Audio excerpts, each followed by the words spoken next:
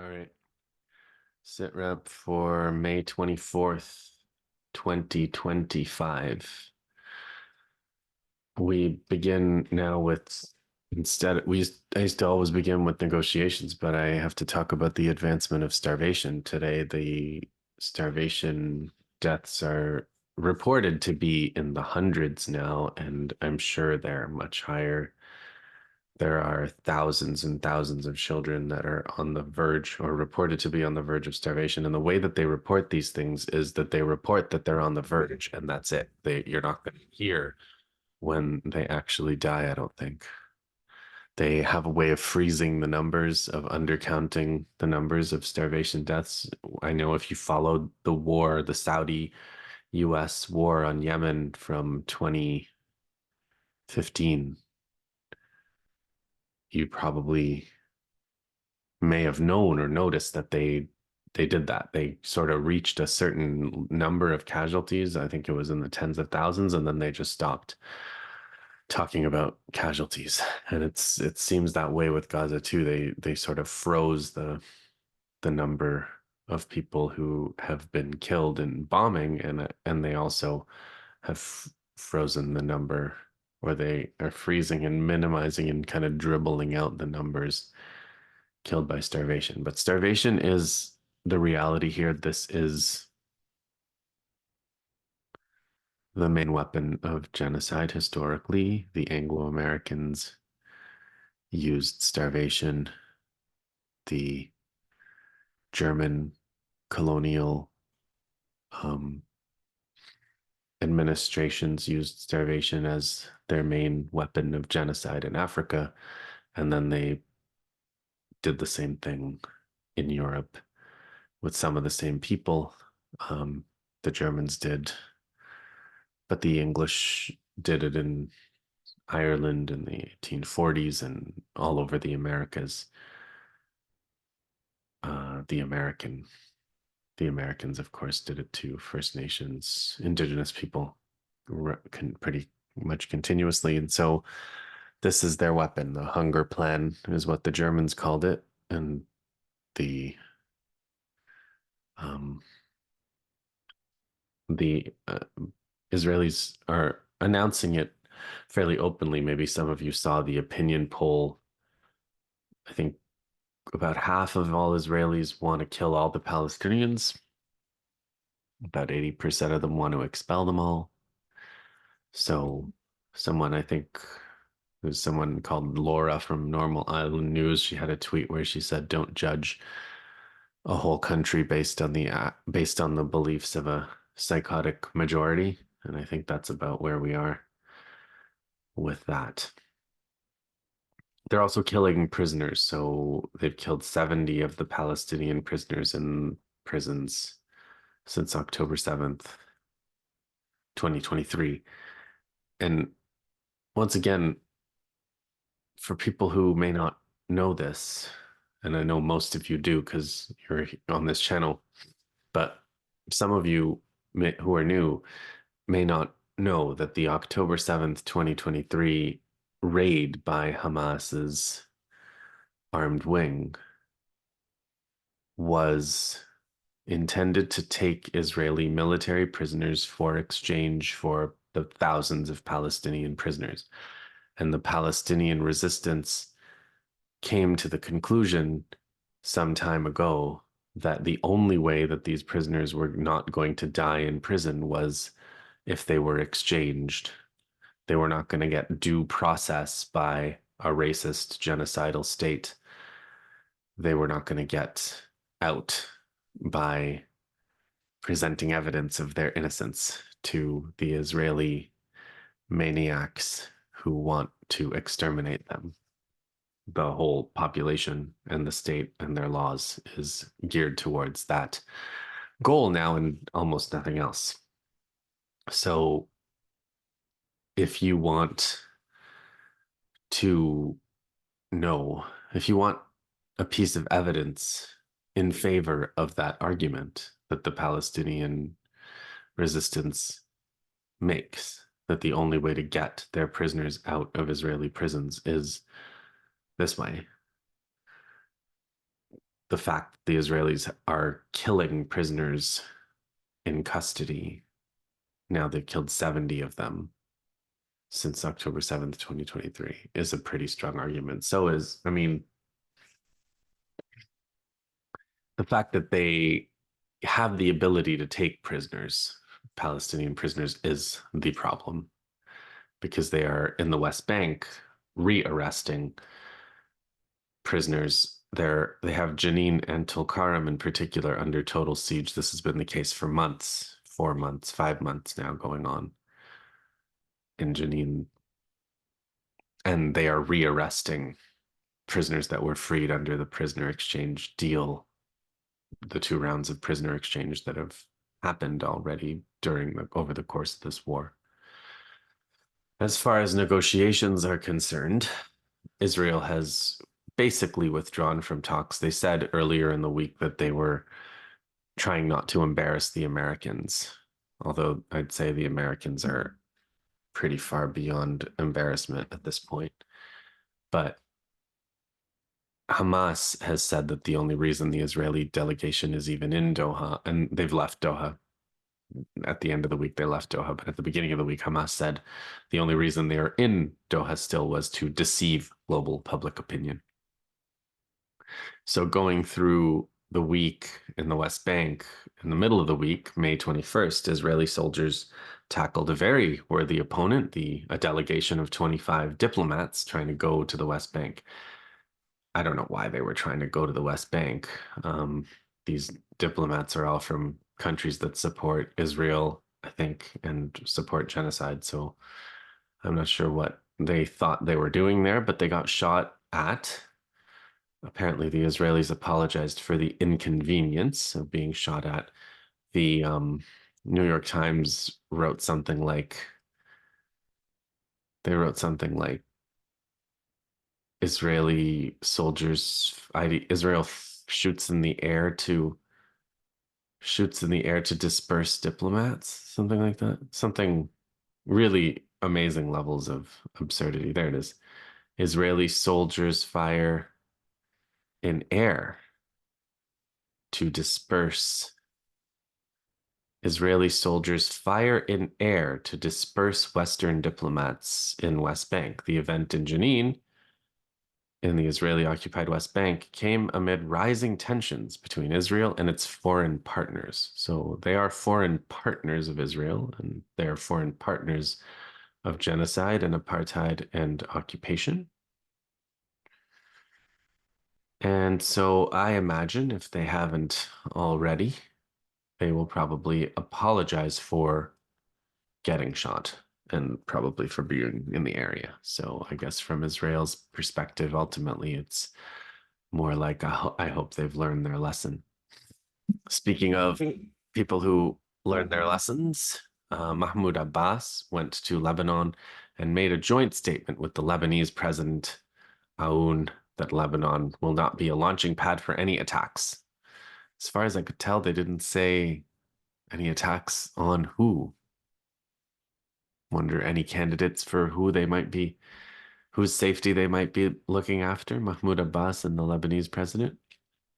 They didn't specify. I didn't read the statement in detail. It's just quotes from it that I saw.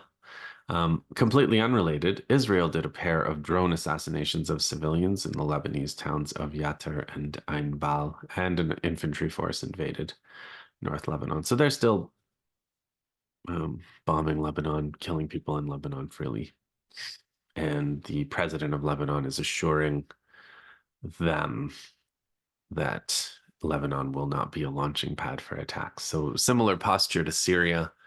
Bomb us all you like, but we will not ever do anything against you.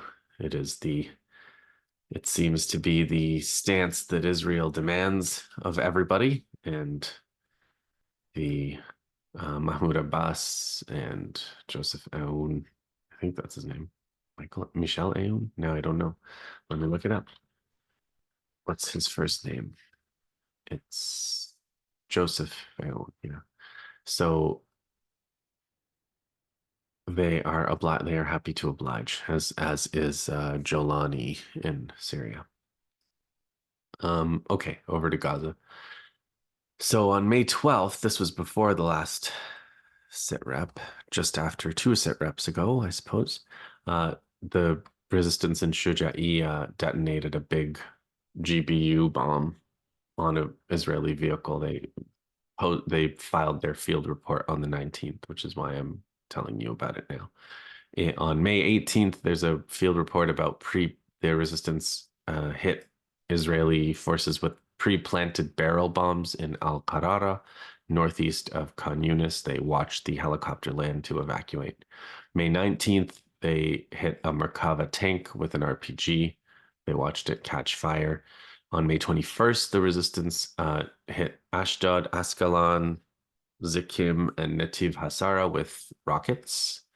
May 22nd, there's a report of a well-laid and complex ambush inside a building east of Khan Yunis. The resistance rigged the building with explosive devices and attacked the rescuers who came afterwards and then watched the helicopters again.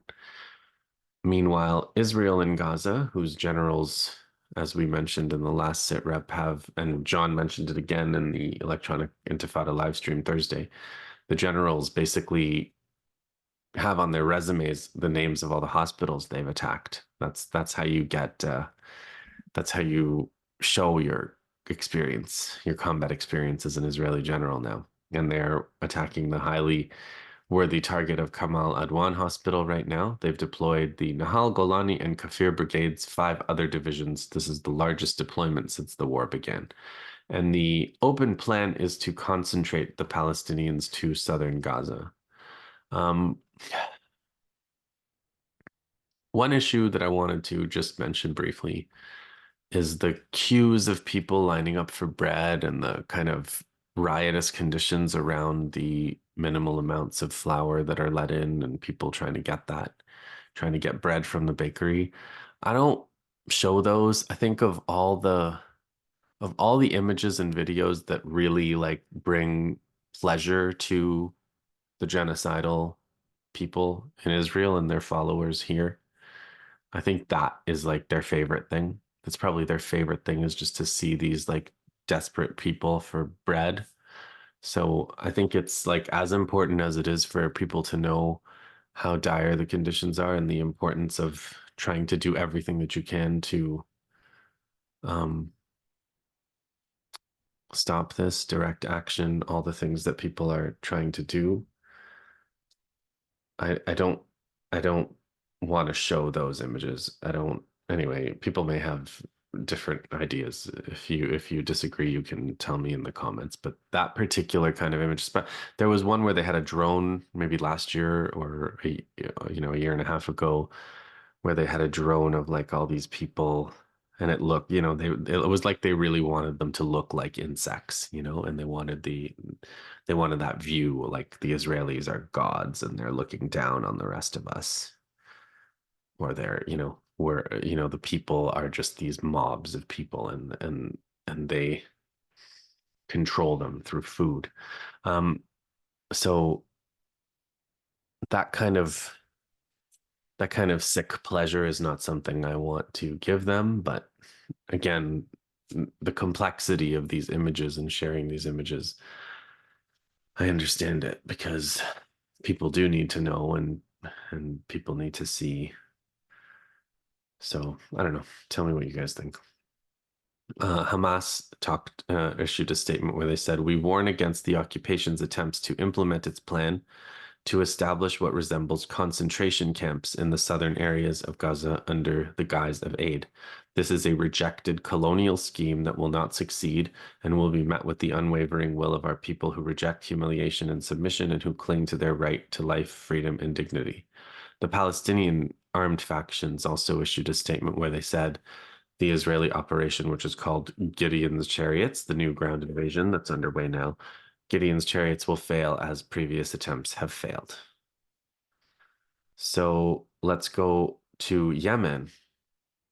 On May 19th, the USS Truman left. The Yemeni armed forces announced a naval blockade on the port of Haifa in response to the Gideon's Chariots operation. So the blockade on the port of Haifa. Haifa's the bigger port. So if you think of Israel as having a couple of major ports, Eilat was one of them, which the original name is Rash Rash. So the uh, Eilat port is one port, and then the Haifa port is the other major port. So that is on the Mediterranean side, and it's a little, I imagine, a little bit harder to get to in terms of enforcing a blockade. But Yemen had the confidence to announce that blockade, and so it has to be taken seriously. I've said this before. Um, Historically speaking, over the course of this war, Yemen has not bluffed. They have not bluffed. They have not talked about capacities they don't have. They have not announced things they're not really doing. So the blockade on Eilat essentially rendered Eilat port out of service, but it took a while. It took a long time to render it out of service. They announced an aerial blockade on Israel, all airports, and there's still air traffic going in and out of Israel, but it's ongoing. So um, it hasn't been completed, but they're going to be trying to blockade um, Israel from the air, and they're trying to blockade Haifa port. If that all succeeds, then Israel will basically have land routes. They'll have to the axis of assistance, as I believe the Cradle has been calling them. Charmine from the Cradle has been calling them, the Arab countries like Jordan and Saudi Arabia. They're going to have to really step up, and everything that Israel gets is going to have to come over land. Um, Hopefully, I mean, part of the invasion of Syria by Israel and having a friendly regime in Syria now will probably help them with that effort. But yeah, the land route from Saudi Arabia and all the Gulf ports is going to become their main source of supply at this point. I guess Turkey via Syria via Jordan too. So they're going to be an overland. They're going to be blockaded by air and sea, and possibly that's when I imagine the Yemenis may start looking at the land routes and closing those as well. Quoting Yahya Sari, the extremely energetic military spokesman for Yemen. He said, in response to the Israeli enemy's brutal escalation against our brothers and families in Gaza, committing dozens of massacres each day and inflicting hundreds of victims in a genocide the world has never seen before, and in response to the continuing siege and starvation and the enemy's refusal to halt its aggression and lift its blockade, the Yemeni armed forces, relying on Allah and seeking His aid, have decided by His grace to carry out the leadership's directives and begin enforcing a naval blockade on Haifa port. Accordingly, we notify all companies whose vessels are currently in that port or bound for it that the moment this statement is issued, Haifa port has entered our bank of targets, and they must treat what is stated here and in any future notices with the utmost seriousness. And they also said at the end that he also said at the end that everything will stop when the aggression stops and the siege is lifted.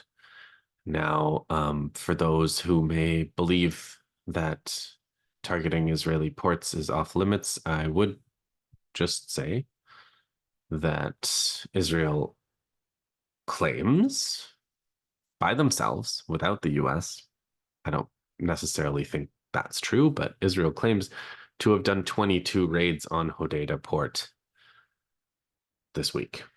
So whether that was really Israel or the US, with Israel or just the US, oh, we probably will never know. So on May 22nd, on May 21st, there was a missile from Yemen launched at Israel. May 22nd, they launched a Zulfiqar missile against Ben Gurion. They launched drones to Jaffa and Haifa. Yahya Sari said something important. He said, Yeah, Gaza, with its valiant resistance and free people, defends the entire Ummah. So again, I assume most of you know what the Ummah is. It's the entire Muslim community of the whole world. So all the Muslims, in theory, are belong to a single nation in some sense, and that nation has the responsibility to defend the downtrodden of their nation everywhere. Um, as the leader of Ansar Allah, Syed Abdul Malik Badr al-Din al-Houthi has pointed out, the Ummah is not doing such a good job of defending their most downtrodden in Gaza. And so Yahya Sari points out here that Gaza is fighting for the Ummah, and and the Ummah is not fighting for Gaza as with with the unity that the moment is called for. This is what Houthi says. So on May 22nd, one missile against Ben Gurion, and then they followed up with another against Ben Gurion Airport on May 22nd, and then another one on May 23rd. And they announced each of these missile attacks against the main airport of Israel individually. Let me conclude this relatively short sit rep with the words of al-Houthi, Syed Abdul Malik Badruddin al-Houthi, the leader of Ansar Allah and the leader of Yemen in that, because the Yemen government is Ansar Allah. So his speech, he has a weekly speech on Thursday where he calls everyone to the demonstration on Friday. He said this week has been bloody and bleak. He quoted former Prime Minister Ehud Olmert. He said who said this is a war without a goal. He quoted Yair Golan, an Israeli politician who said this week that no sane country kills children as a hobby. He said that Houthi said when Palestinian fighters emerge from tunnels or rubble, the enemy troops flee. Quantitatively, he pointed out that Israel did 22 raids on Hodeidah port, which had no deterrent effect on Yemen. And Yemen, meanwhile, launched 8 missiles and drones on Tel Aviv, 3 of them at Ben Gurion Airport this week. He said that a U.S. congressman visiting occupied Palestine hid in a chicken freezer during alarms, showing the panic Yemen strikes caused. Hadn't heard that story until Houthi, but maybe someone can look that up and see whether there's more detail there. He concludes where he says, enemy escalation demands greater escalation in duty and support. Weariness, apathy, and delay have no place while Gaza bleeds.